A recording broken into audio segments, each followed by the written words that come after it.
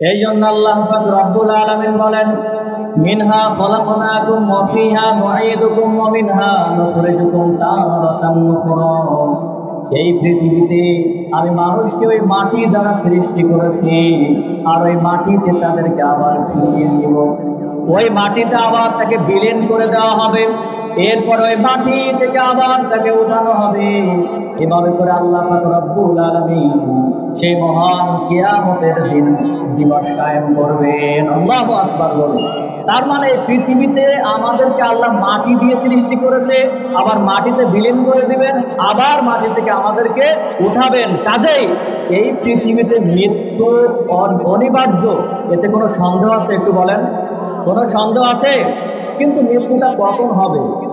আল্লাহ পাক রব্বুল আলামিন বলেন, ফাইজা জাআ আজালুহুম লা ইস্তাখিরুনা সাআতাও ওয়া লা ইস্তাকদিমুন। আল্লাহু আকবার বলে আল্লাহ পাক রব্বুল আলামিন বলেন, নির্দিষ্ট একটা সময় তাদেরকে দেওয়া হয়েছে। এই সময় যখন শেষ হয়ে যাবে, শেষ হওয়ার সঙ্গে সঙ্গে আমার মালাকুল মাউত তার কাছে পৌঁছে যাবে। মালাকুল মাউত যখন তার কাছে পৌঁছে যাবে, তার একটা মুহূর্ত, 1 মিনিট আগেও না, 1 মিনিট পরেও না, জাস্ট টাইমে তার জানটা কবজ করে নিয়ে আসবে। আল্লাহু আকবার। তার মানে সময় হয়ে যাবে, আপনার আমার সময় হয়ে যাবে। সময় হওয়ার সঙ্গে সঙ্গে আল্লাহ পাক রব্বুল আলামিনের অর্ডারে ওই যে মালাকুল মউত আসবে আর জানটা কবজ করে নিয়ে যাবে। কি কথা বলেন? তার উত্তম দৃষ্টান্ত কি জানেন? আপনারা প্লেন উড্ডয়ন করতে, প্লেন উঠতে দেখেছেন না? এই প্লেনের ভিতরে যারা ওঠে, এই প্লেনের ভিতরে ওঠার পরে যদি কেউ ইচ্ছা করে যে আমি একটু জানালা খুলবো, বাইরে কি আছে দেখবো, সে কি পারবে বলেন?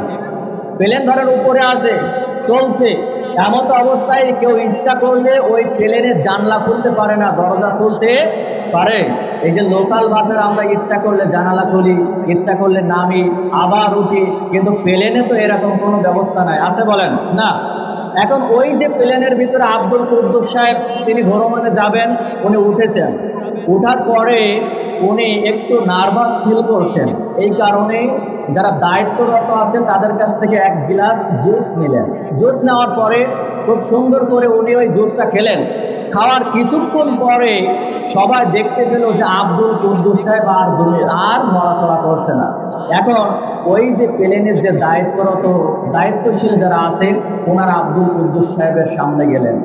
দায়িত্বরত ওই লোকেরা আব্দুল কুদ্দুস সাহেবের সামনে যে নাকের কাছে হাত দিলেন এবং হাতটা ধরে দেখলেন।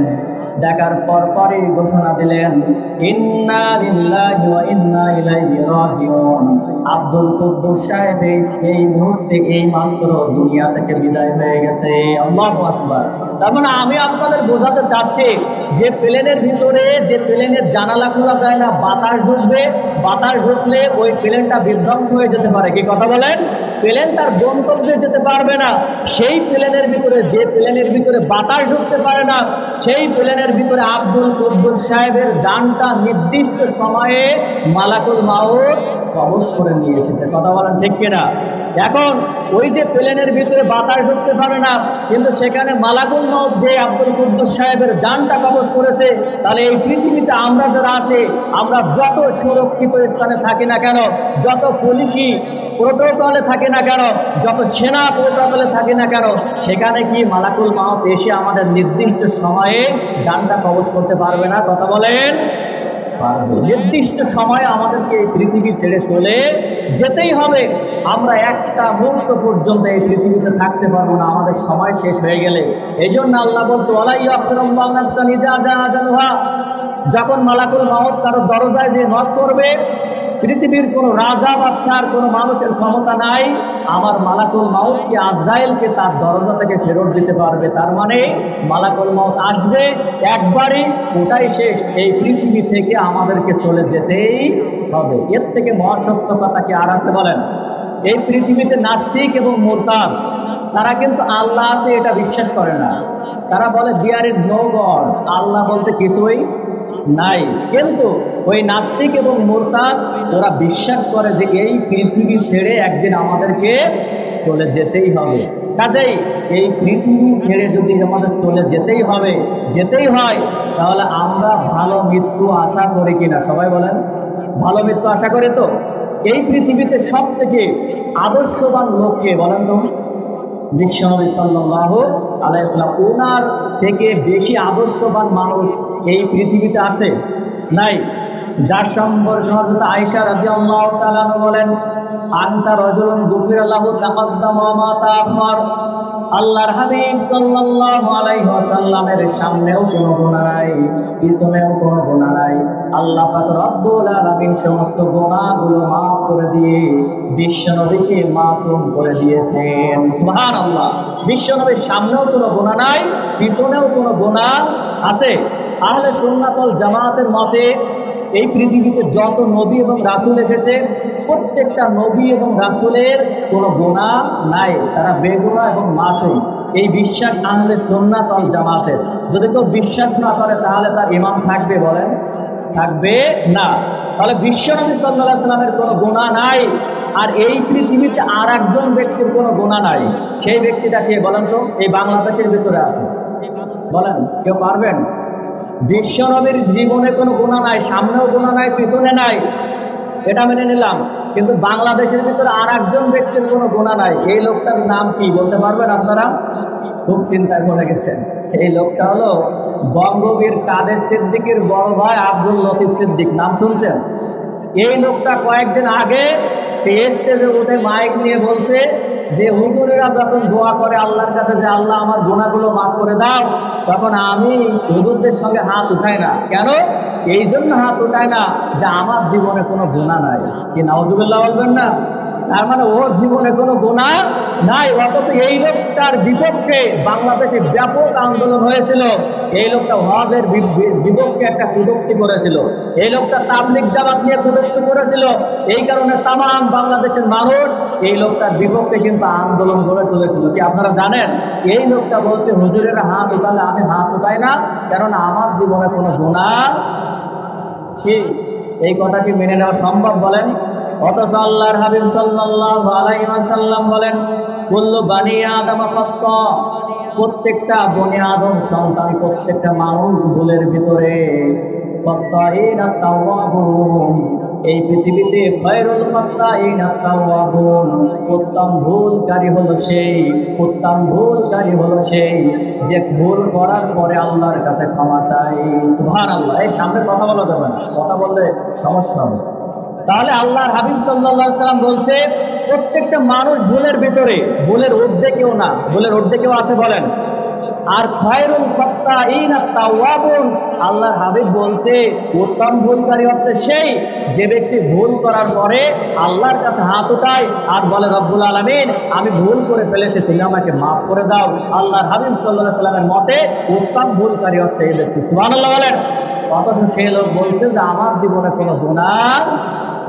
বলে নাউজুবিল্লাহ বলবেন না? এই সমস্ত লোক বিগত সময়ে আমাদের উপরে ছিল, তারা আমাদেরকে শাসন করেছে, শোষণ করেছিল। কথা বলেন ঠিক কিনা?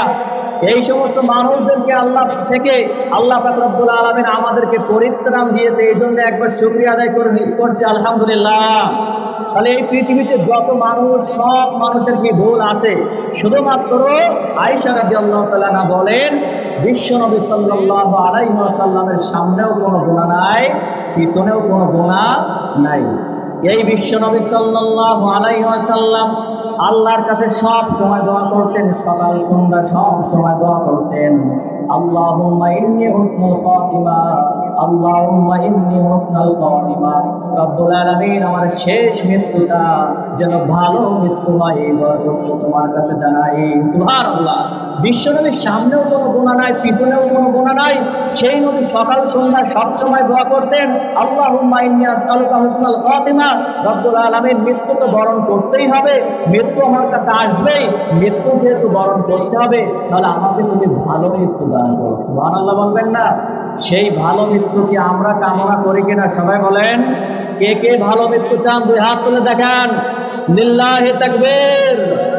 জোরে লিল্লাহি তাকবীর। আল্লাহ পাক রব্বুল আলামিন এই হাতকে কবুল করুন। সবাই বলে আমিন। এই পৃথিবী ছেড়ে আমাদের চলে যেতেই হবে, আমরা ভালো মৃত্যু চাই। এখন আসুন ভালো মৃত্যু হচ্ছে 5 প্রকার। কয় প্রকার? 5 প্রকার। 5টা মৃত্যু যাদের হবে বুঝে নেবেন এটা ভালো মৃত্যু। আর আল্লাহর হাবিব সাল্লাল্লাহু আলাইহি সাল্লাম বলেন এই 5 প্রকারে 5 ভাবে মৃত্যুবরণ করবে যারা, বিনা হিসাবে আল্লাহর জান্নাতে চলে যাবে তারা। সুবহানাল্লাহ বলবেন না? প্রথম নম্বর আন মুআয ইবনে জাবাল রাদিয়াল্লাহু তাআলা আনহু قال قال النبي صلى الله عليه وسلم من كان آخر كلامه لا إله إلا الله।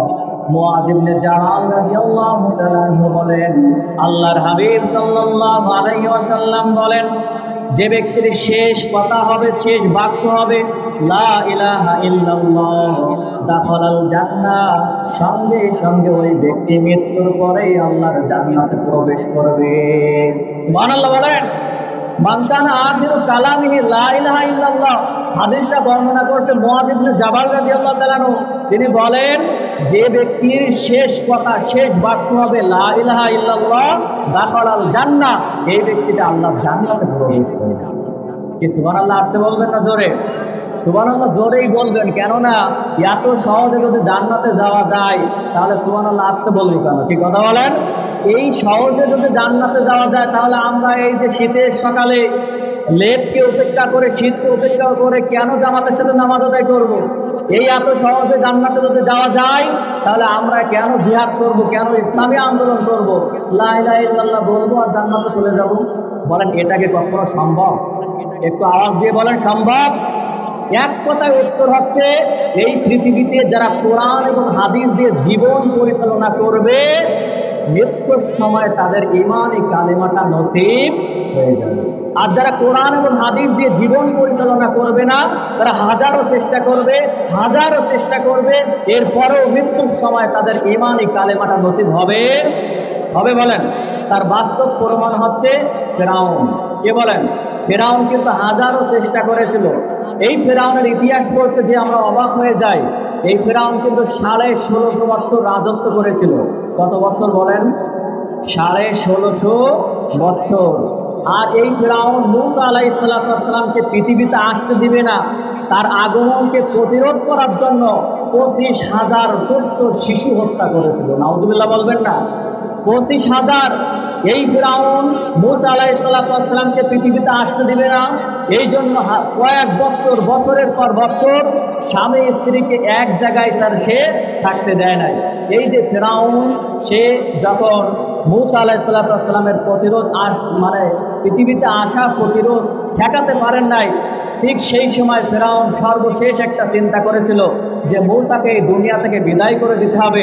মূসা আলাইহিস সালামকে বিদায় করার জন্য ফেরাউন 70,000 ঘোড়া বাহিনী নিয়ে মূসা আলাইহিস সালামকে ধাওয়া করেছিল।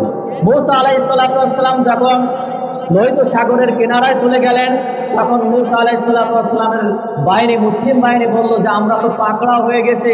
মূসা আলাইহিস সালাম সেই দিন বলেছিলেন কাল্লা, কখনো না, সায়াহদিন, অবশ্যই আমার আল্লাহ পাক রব্বুল আলামিন কোনো না কোনো পথ বের করে দিবে। আল্লাহু আকবার বলেন। নবীদের ঈমান কতটা দেখেন।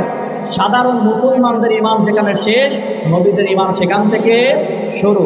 এখন 3 সাইড দিয়ে যখন ফেরাউনের বাহিনী ঘেরোয়া করে ফেলেছে, তখন মূসা আলাইহিস সালাম আল্লাহর কাছে হাত উঠালেন। আল্লাহ পাক রব্বুল আলামিন বললেন, হে মূসা, তোমার হাতে যে লাঠি ওইটাই নদীর ভিতরে ফেলে দাও। মূসা আলাইহিস সালামের আল্লাহ পাক রব্বুল আলামিনের অর্ডার অনুযায়ী মূসা আলাইহিস সালাম লাঠিটা ফেলে দিলেন। বিশাল বড় একটা রাস্তা হয়ে গেল। এখন রাস্তা যখন হয়ে গেছে, তখন মূসা আলাইহিস সালাম ওই পার চলে গেলেন। এদিকে আপনার ফেরাউন যখন এসে দেখে যে বিশাল বড় রোড হয়ে গেছে। এখন ফিরআউনের সৈন্য বাহিনী চিন্তা ভাবনা করছে, ফিরআউনের কাছে জিজ্ঞাসা করছে এই রোডটা কে তৈরি করেছে? ফিরআউন নির্দ্বিধায় বলে দিল, এটা আমি তৈরি করেছি তোমাদের যাতায়াতের জন্য। নাউজুবিল্লাহ বলবেন না? তার মানে রোড বানিয়েছে আল্লাহ, আর নিজের নামে ক্রেডিট নিচ্ছে কে? ফিরআউন। এই বাংলাদেশের ভিতরে এরকম লেডি ফিরআউন ছিল, জনগণের টাকা দিয়ে সব কিছু করতো আর বলতো যে এটা আমি তৈরি করেছি। 560টি মসজিদ তৈরি করেছে সৌদি আরবের টাকা দিয়ে, সে বলেছে এটা আমরা তৈরি করেছি। নাউজুবিল্লাহ বলবেন না? এই জনগণের টাকা দিয়ে মোবাইল এনেছে চায়না থেকে, জনগণের টাকা দিয়ে পদ্মা সেতু হলো, আর সব কিছু নিজের নামে ক্রেডিট নিত যে এটা আমি তৈরি করেছি। কি নাউজুবিল্লাহ বলবেন না? তার মানে বোঝা গেল ওই সময়ের ফেরাউন আর এই সময়ের ফেরাউনের ভিতরে একটা মিল আছে না নাই বলেন তো? আছে। এই ফেরাউন থেকে আল্লাহ পাক রব্বুল আলামিন আমাদেরকে যে রক্ষা করেছে, একটু স্বস্তি দিয়েছে, এই জন্য আর একবার শুকরিয়া আদায় করেছে আলহামদুলিল্লাহ।